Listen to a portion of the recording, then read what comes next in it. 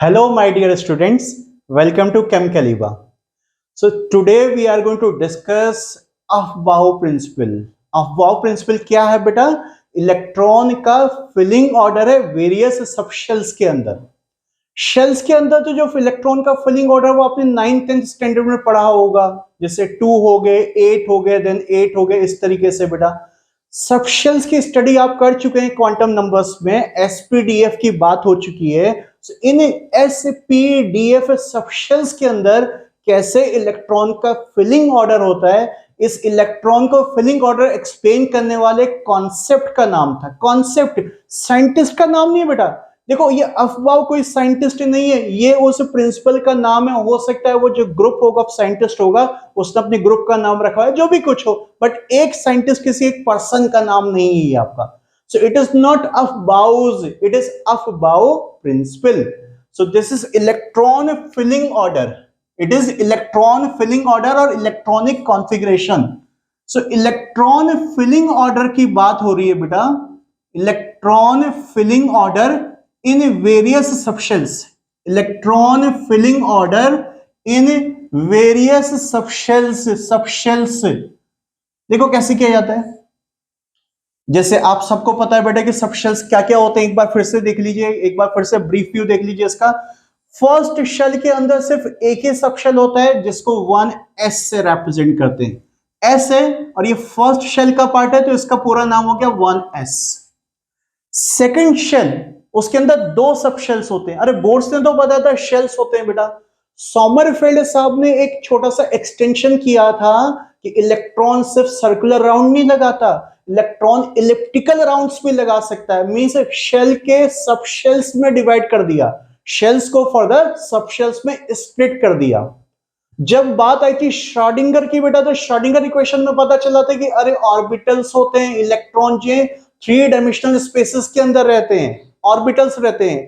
तो shell, subshells, orbitals, उसके अंदर इलेक्ट्रॉन्स. हम सबशेल्स में इलेक्ट्रॉन की फिलिंग ऑर्डर की बात कर रहे हैं. तो जो शेल का नंबर होता है उतने ही सबशेल्स होते हैं. फर्स्ट शेल में एक ही सबशेल है, सेकंड शेल में दो सबशेल होंगे बेटा, एस भी होगा, पी भी होगा. अब ये क्योंकि सेकंड शेल के पार्ट हैं तो 2s और 2p इनका सिंबल बन जाएगा.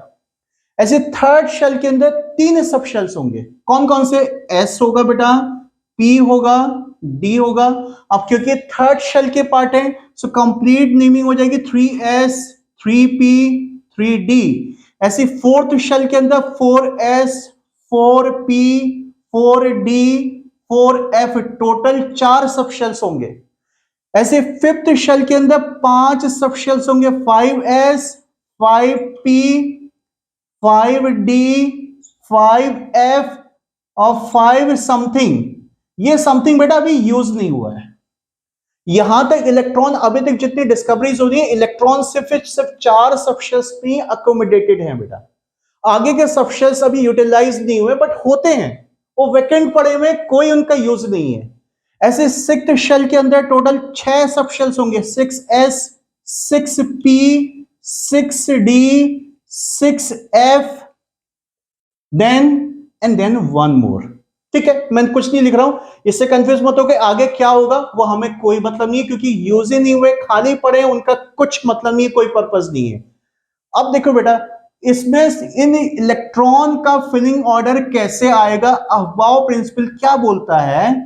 अफबाउ प्रिंसिपल कहता है कि इलेक्ट्रॉन इन सबशेल्स में एनर्जी के इंक्रीजिंग ऑर्डर में फिल किए जाते हैं.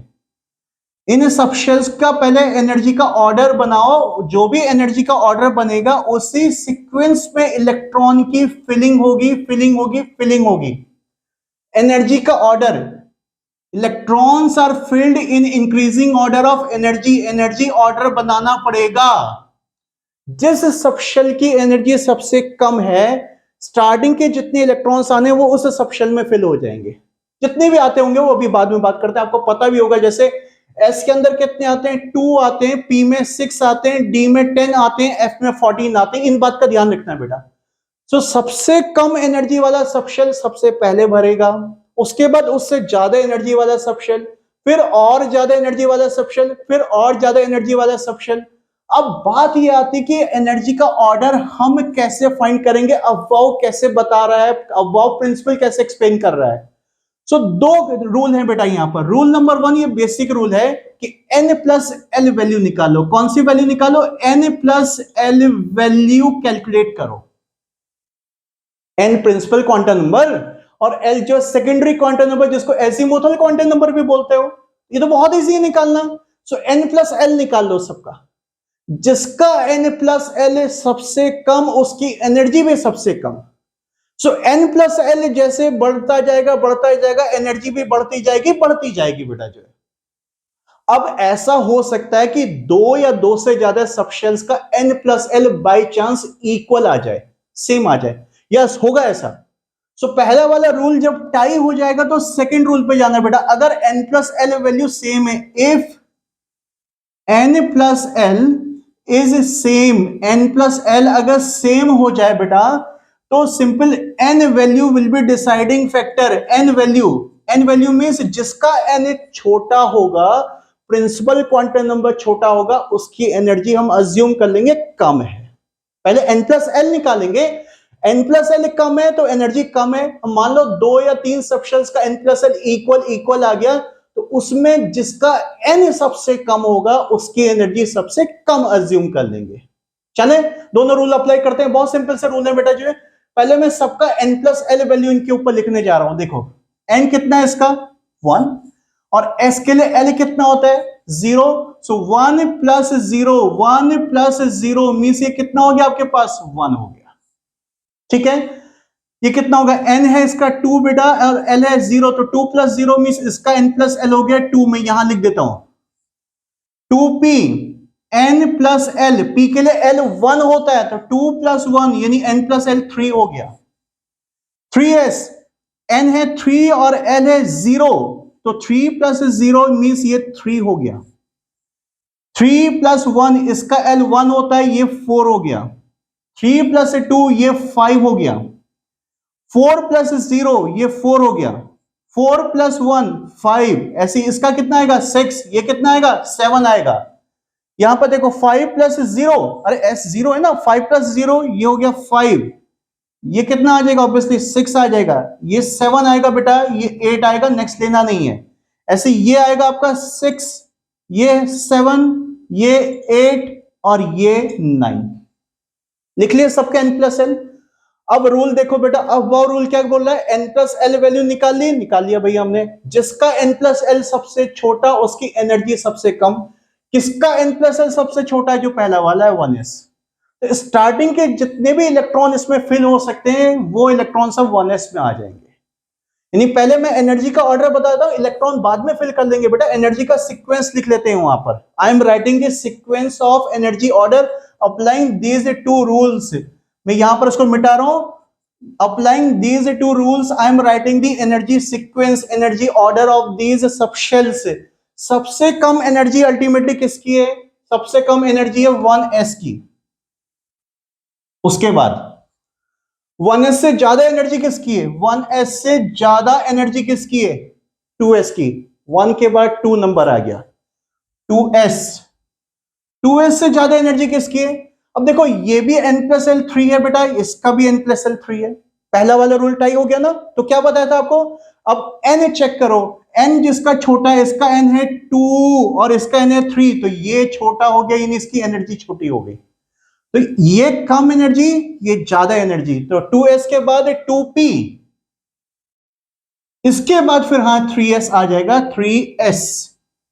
ठीक है, अब देखो फिर से इन दोनों के बीच में रूल टाई हो रहा है। n प्लस एल दोनों का इक्वल है 4 and 4। क्या करोगे बताओ? n छोटा इसका है तो इसको छोटा एनर्जी का सबशेल अज्यूम करोगे। सो देन 3p फिल होगा, उसके बाद 4s, 3p and then 4s। देखो इसको ऐसे भी लोग एक्सप्लेन कर देते हैं कि भाई कैसे हो रहा है, जैसे स्टार्टिंग के इलेक्ट्रॉन्स हैं वो 1s में आते हैं, उसके बाद इलेक्ट्रॉन जो 2s में जाते हैं, 2s फिल होने के बाद इलेक्ट्रॉन 2p में जाते हैं, 2p के फिल होने के बाद इलेक्ट्रॉन 3s में आते हैं, 3s के फिल होने के बाद इलेक्ट्रॉन किस में जाएंगे बताओ? इसके बाद किस में गए? 3p में गए। सो 3s के बाद यहां से 3p में आएगा। ये 3p में जाएगा इलेक्ट्रॉन, 3p के बाद इलेक्ट्रॉन 4s में जाएगा। ये हो गया, यहां तक वहां लिख भी चुके हैं बेटा, 3s 3p और 4s। आगे का भी देख लेते हैं क्या बनेगा, ये भी 5 है, ये भी 5 है, ये भी 5 है, तो n छोटा इसका, ये कम एनर्जी, फिर ज्यादा एनर्जी, फिर ज्यादा एनर्जी, मींस 4s के बाद इलेक्ट्रॉन 3d में आएंगे और 3d के बाद इलेक्ट्रॉन 4p में जाएंगे, 4p के बाद इलेक्ट्रॉन 5s में आएंगे। ऐसे बनाते हुए चलो, तो अल्टीमेटली आगे तक थोड़ा और लिख देता हूं, 4s के बाद क्या आ रहा है बेटा, 4s के बाद जा रहा है 3d, 3d के बाद क्या आ रहा है 4p, 4p के बाद क्या आ रहा है, देखो 4p के बाद आ रहा है 5s। बस वो ज्यादा आगे जाने की जरूरत नहीं है बेटा। जनरली देखो क्या याद करना है, 1s स्टार्टिंग का हो गया, सेकंड के अंदर दो होते हैं 2s 2p, दोनों एक साथ हैं, एक के बाद एक, 2s 2p, कोई प्रॉब्लम नहीं।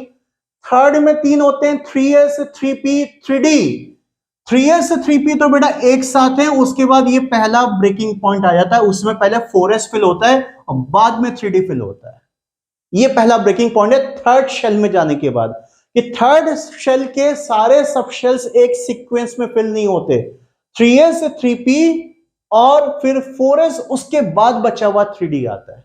वैसे जनरली बेटा यहां तक याद रखो, क्योंकि अप टू एटॉमिक नंबर 30 बहुत हो जाता है।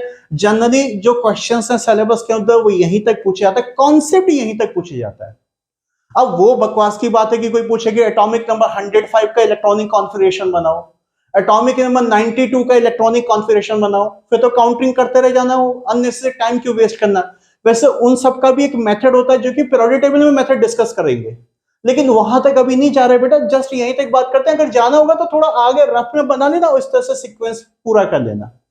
सो this is electron filling order. अब देखो इलेक्ट्रॉन को इनमें कैसे फिल किया जाएगा बेटा, इलेक्ट्रॉन को कैसे फिल किया जाता है, एनर्जी का ऑर्डर बना दिया हमने। So electrons are filled in increasing order of subshells, sorry electrons are filled in increasing order of energy of subshells, energy of subshells. अब फॉर एग्जाम्पल चल कुछ 2-3 एग्जाम्पल से डिस्कस कर लेते हैं यहां पर, जस्ट 2-3 एग्जाम्पल्स। फॉर एग्जाम्पल आपको सोडियम का इलेक्ट्रॉनिक कॉन्फिगरेशन बनाना है। सोडियम कितना होता है atomic number, sodium atomic number 11, तो इलेक्ट्रॉन भी 11 होंगे। न्यूट्रल सोडियम में तो 11 इलेक्ट्रॉन होंगे। कैसे फिल करेंगे, चलो स्टार्ट करते हैं। याद रखना एस में मैक्सिमम 2 इलेक्ट्रॉन फिल हो सकते हैं, पी में मैक्सिमम 6 हो सकते हैं, और डी में मैक्सिमम 10 जा सकते हैं। ये चीजें याद रखो। एफ में मैक्सिमम 14 जा सकते हैं। सो 11 तक काउंटिंग कर लो बेटा। स्टार्टिंग के 2 इलेक्ट्रॉन इसमें आ गए, 1s2, 1s स्क्वायर नहीं बोलते बेटा, ठीक है, आपको फ्लो में ऐसे रट्टा लगाना है 1s स्क्वायर, कोई बात नहीं, बट 1s2 बोलना चाहिए। पावर नहीं है, ये नंबर ऑफ इलेक्ट्रॉन्स हैं, इलेक्ट्रॉन को यहां पर डिस्प्ले किया जाता है 1s2। उसके बाद 2s2, एस में मैक्सिमम 2 आते हैं, 2s2 कितने हो गए, 2 + 2 4 इलेक्ट्रॉन्स हो गए। आगे चलो 2p की फिल करते हैं बेटा, 2p इसमें 6 इलेक्ट्रॉन, काउंट कर लो टोटल कितने हो गए, 2 + 2 + 6 10 इलेक्ट्रॉन हो गए। बस एक इलेक्ट्रॉन बचा है। सो एक इलेक्ट्रॉन, इसके आगे कौन होता है 2s 2p, उसके बाद 3s, तो 3s में चलो इलेक्ट्रॉन फिल कर देते हैं 1 इलेक्ट्रॉन, हो गए 11। तो ऐसे काउंटिंग करते रहो। ये सबसे बेटा पूरे केमिस्ट्री में सबसे इजी पार्ट है, इससे ज्यादा इजी दुनिया में कुछ भी नहीं बना है। सिर्फ इलेक्ट्रॉनिक कॉन्फिगरेशन, ये ऑर्डर आपको ध्यान में रखना है, बस इलेक्ट्रॉन फिल करने हैं। बस इतना ध्यान रखना है कि एस में बेटा मैक्सिमम 2, पी में 6 से ऊपर मत ले जाना, डी में 10 से ऊपर मत ले जाना, और एफ अगर आ जाए तो 14 से ऊपर नहीं लेके जाना है, ठीक है। और ले लेते हैं एक और, देखो कैल्शियम 20 एटॉमिक नंबर है, फिल करते हैं चलो इसको, 1s2 काउंट करते चलो, 2s2, 2p6, 3s2, कितने हो गए भाई यहां तक, 2 + 2 4 + 6 10 + 2 12 हो गया। अभी तो बहुत आएंगे। 3p6 कितने हो गए यहां तक, 4 10 12 + 6 18 हो गए, 18 हो गए। 3s 3p, इसके बाद 4s आता है, 4s2, 20 हो गए पूरे।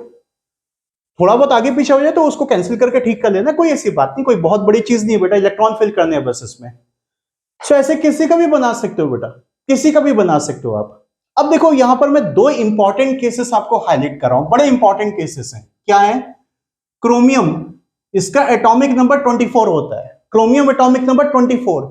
इसका इलेक्ट्रॉनिक कॉन्फ़िगरेशन बनाओ तो जरा क्या बनेगा, 1s2 2s2 2p6 3s2 3p6 3s3p 4s2 and उसके बाद आएगा 3d, चेक कर लो बेटा, 3d4, 2 + 2 4 + 6 10 12 18 20 24, करेक्ट हो गया बेटा। ये इलेक्ट्रॉनिक कॉन्फ़िगरेशन क्रोमियम के लिए बन रहा है, बट बेटा ये इलेक्ट्रॉनिक कॉन्फ़िगरेशन करेक्ट नहीं है। पहला एक्सेप्शन, गद्दार है ये अफवाह प्रिंसिपल को फॉलो नहीं करता, थोड़ा सा डिविएट हो जाता है। ये पहला गद्दार आया पीरियोडिक टेबल के अंदर, एक्सेप्शन जिसको कहते हो बेटा। क्या ट्रेंड होता है अभी बताता हूं, एक और गद्दार बता देता हूं क्या होता है इसमें। देखो कॉपर, इसका एटॉमिक नंबर 29 होता है।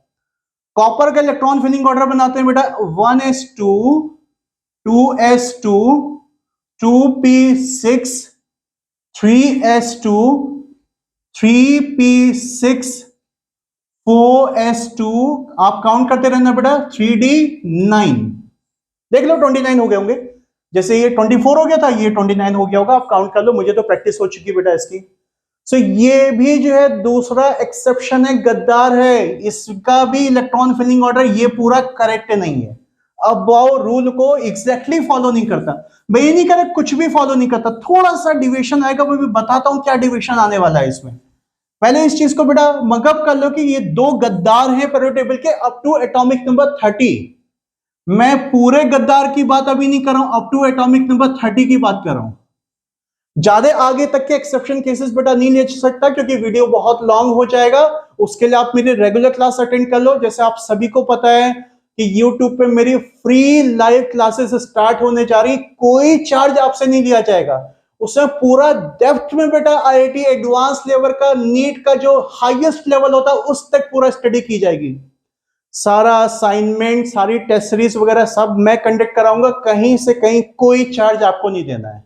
हाँ बस इतना याद रखना बेटा कि जो सीरियस है सिर्फ वही उन क्लासेस को ज्वाइन करो, जिनको मजाक करना है क्लासेस में आने की जरूरत नहीं है। तो देखो बेटा यहां पर जो है ये दो इलेक्ट्रॉनिक कॉन्फ़िगरेशन, ये दोनों के दोनों गलत है अप टू एटॉमिक नंबर 30, ये दो गद्दार हैं। क्या प्रॉब्लम आती है बेटा इसमें, एक्चुअली में 4s से एक इलेक्ट्रॉन इसमें जंप कर जाता है। क्यों करता है बताऊंगा, पहले एक इलेक्ट्रॉन जंप कर जाता है। तो ये अंदर का तो ठीक है बेटा, यहां से यहां तक कोई प्रॉब्लम नहीं है, कोई प्रॉब्लम नहीं है। इसको पूरा का पूरा ऐसे रिपीट कर दो, मैं शॉर्ट में ऐसे लिख दे रहा हूं, ठीक है। अब यहां जो हो जाता है, ये आउटर के दो में क्या होता है, इसमें 4s1 और ये 3d5 हो जाता है। This is correct, this is correct. Same problem बेटा कॉपर के अंदर आती है। कॉपर में यहां तक तो कोई प्रॉब्लम नहीं बेटा, ये ठीक है यहां तक, बस ये आउटर के जो दो है इसमें कुछ ऐसा कुछ होता है कि यहां से एक इलेक्ट्रॉन जंप करके 3d में चले जाता है।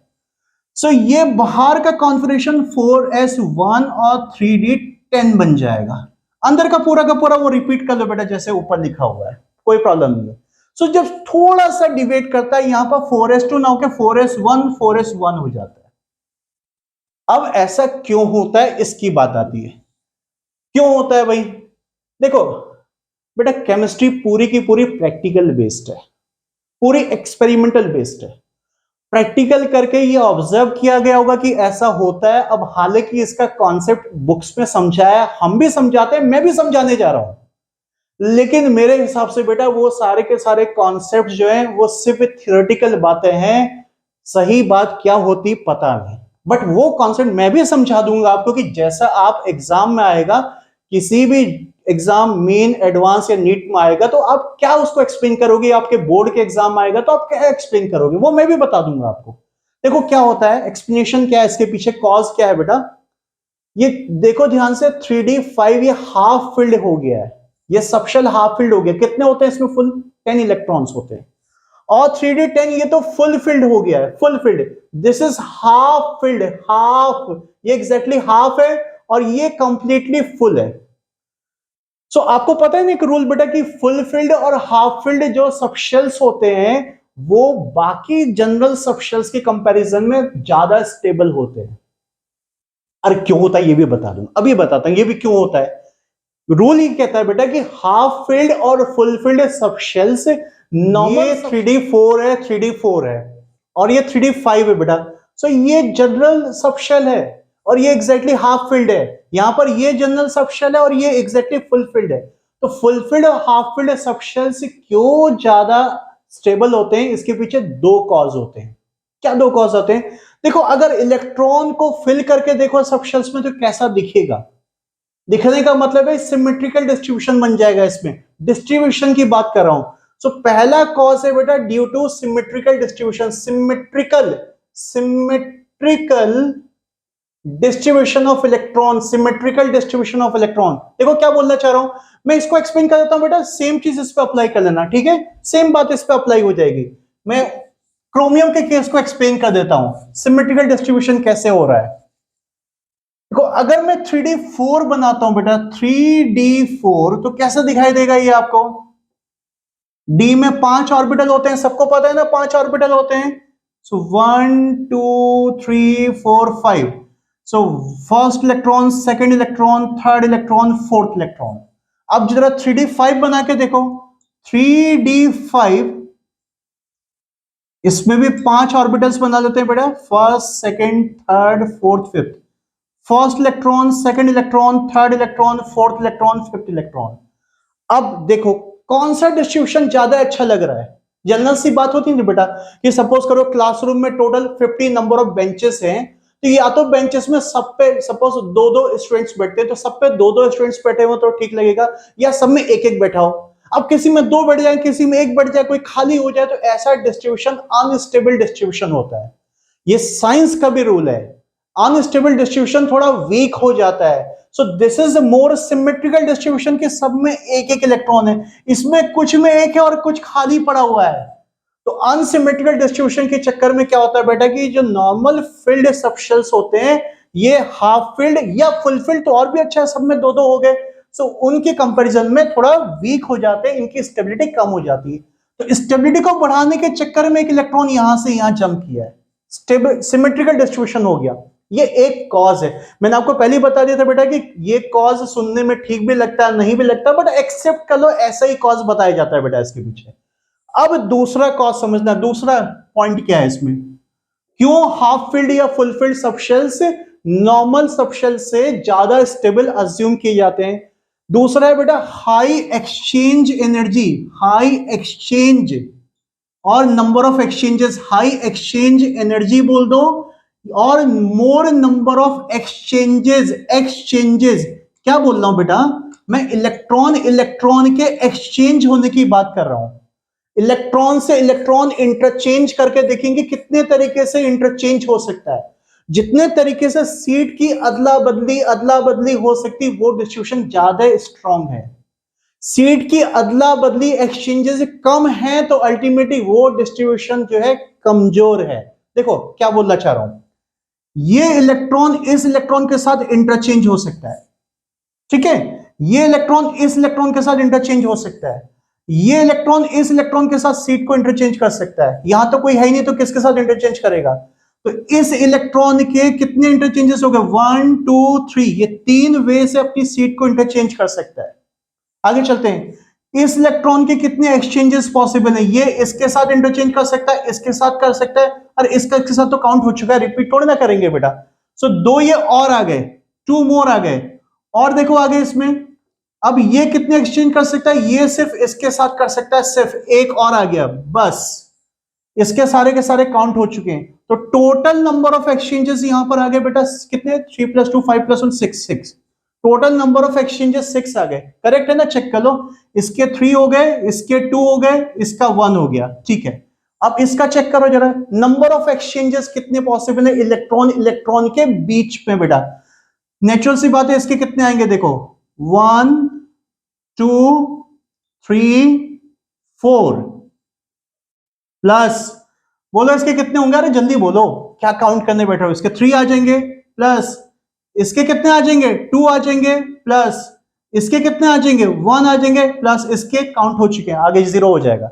सो ये एक्सचेंजेस टोटल कितने आ रहे हैं 4 + 3 7 + 2 9 + 1 10, ये 10 नंबर ऑफ एक्सचेंजेस आ गए।